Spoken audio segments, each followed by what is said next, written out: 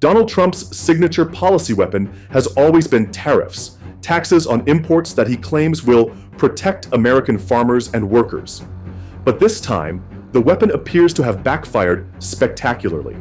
While Trump boasts about his ability to punish foreign competitors, America's closest neighbor, Canada, is quietly seizing a historic opportunity to dominate the global wheat market. And the numbers are staggering. Canadian farmers are expected to shift hundreds of thousands of acres from canola to spring wheat, propelled by tariffs that undercut canola's competitiveness but make wheat exports more attractive than ever. In contrast, U.S. spring wheat acreage is projected to fall to its lowest level since 1970, just 9.4 million acres. That's not only a historic decline, it's an unmistakable signal that American farmers feel abandoned. Trump, of course, is fuming. According to reports, he has lashed out at both domestic critics and foreign leaders, insisting that his tariff strategy will make America stronger.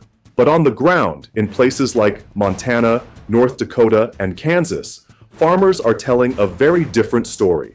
Rising fertilizer and fuel costs, shrinking export markets, and crushing uncertainty about whether they'll be able to survive another year of trade wars.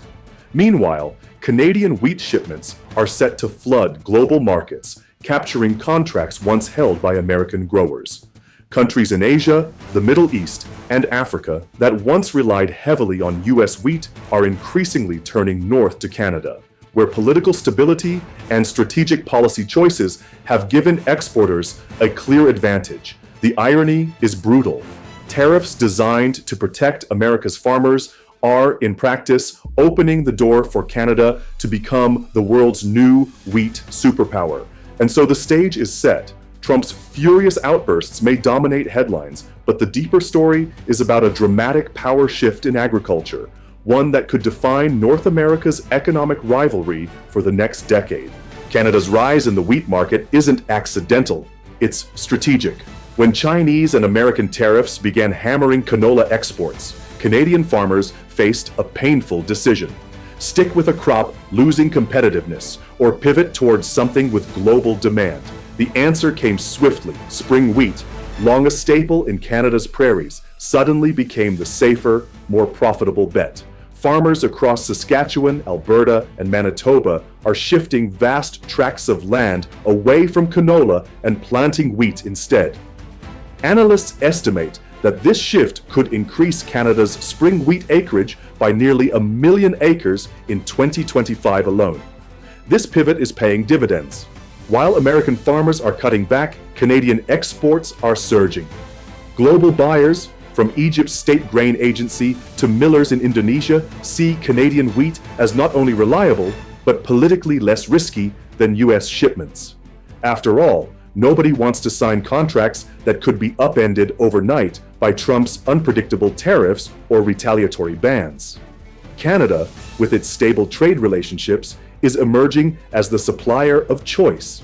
Even more importantly, Canadian wheat enjoys a reputation for quality.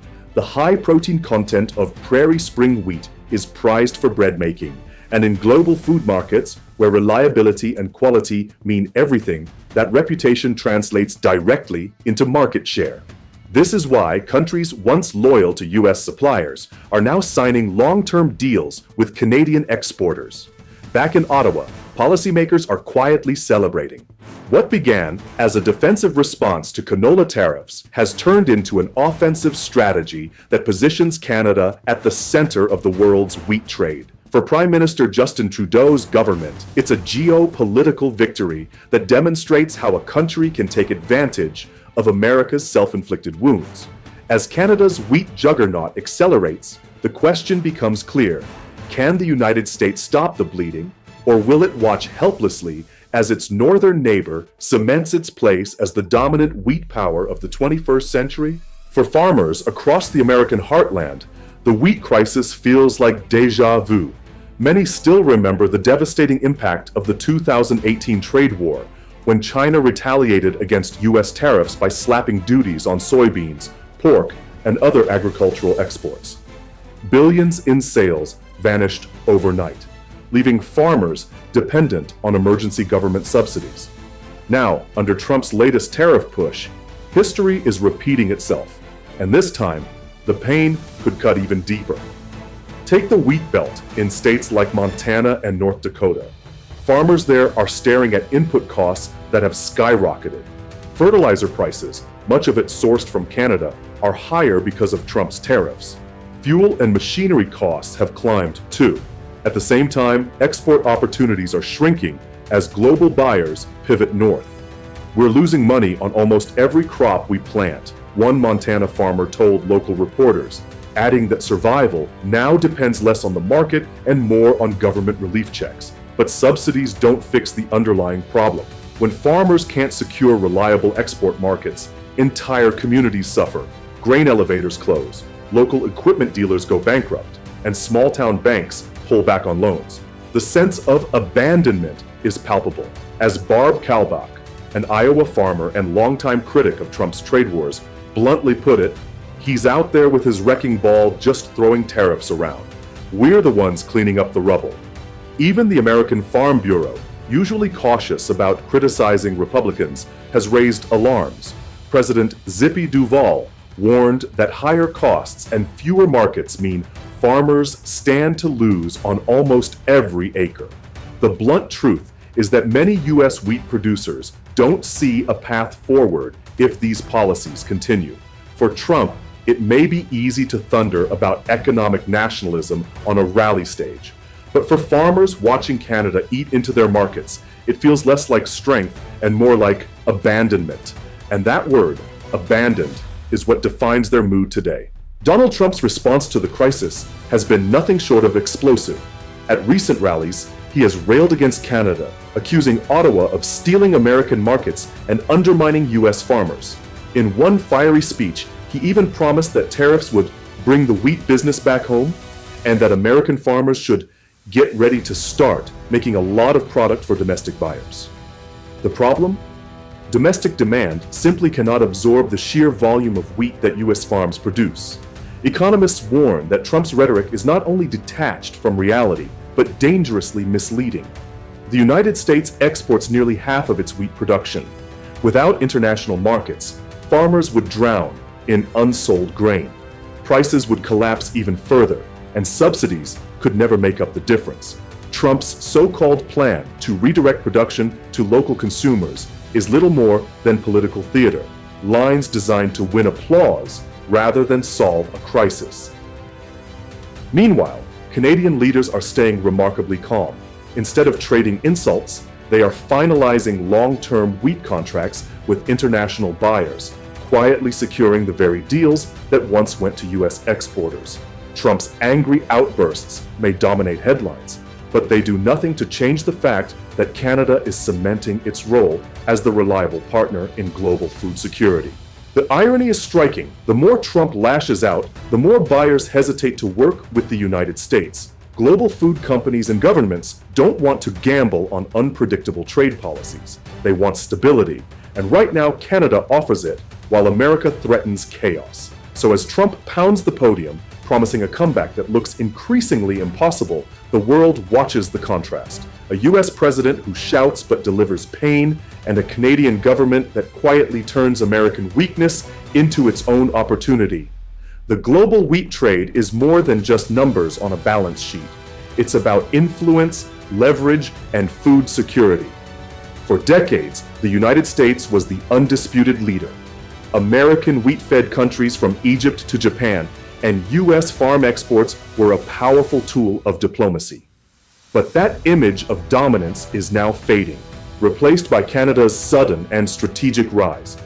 Canada's wheat exports are projected to rise sharply in 2025, not just because of expanded acreage, but because of trust. International buyers see Canadian wheat as less risky, more consistent, and politically neutral.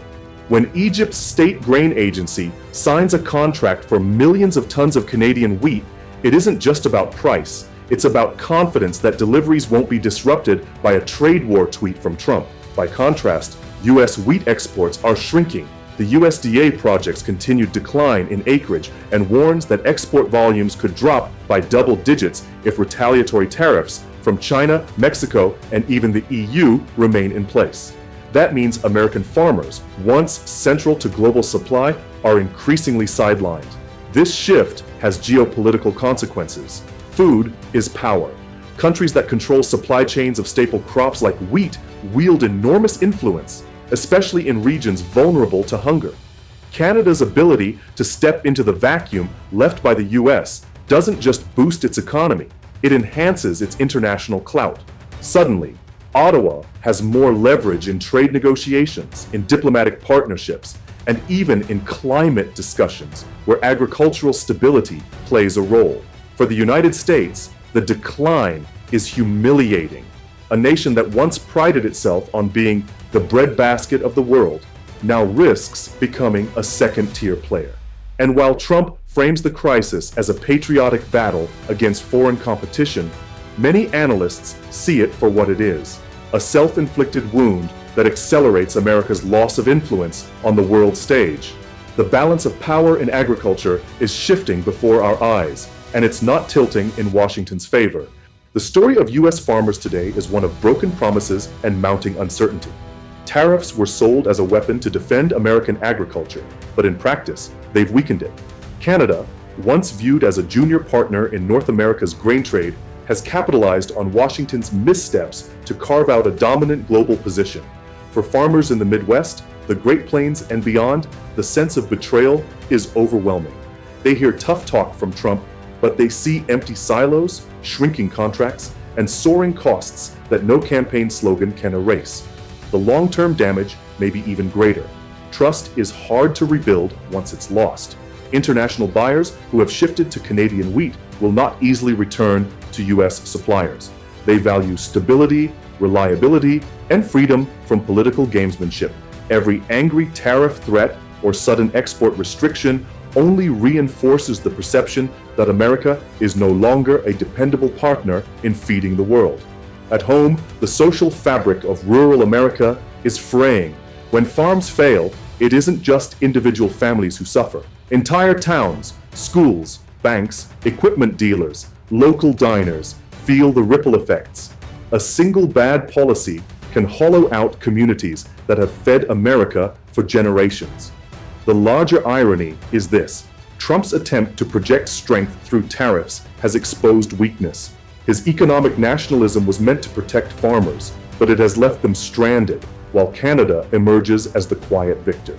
The image of Trump raging from a podium contrasts sharply with Canadian officials calmly signing export deals that reshape global supply chains. So, what happens next? Unless US policy shifts away from reactionary tariffs and toward genuine competitiveness, the decline will deepen.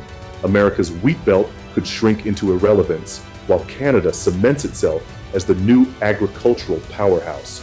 In the end, history may remember this moment not just as a trade dispute, but as the turning point when America's breadbasket was abandoned by the very leader who promised to defend it.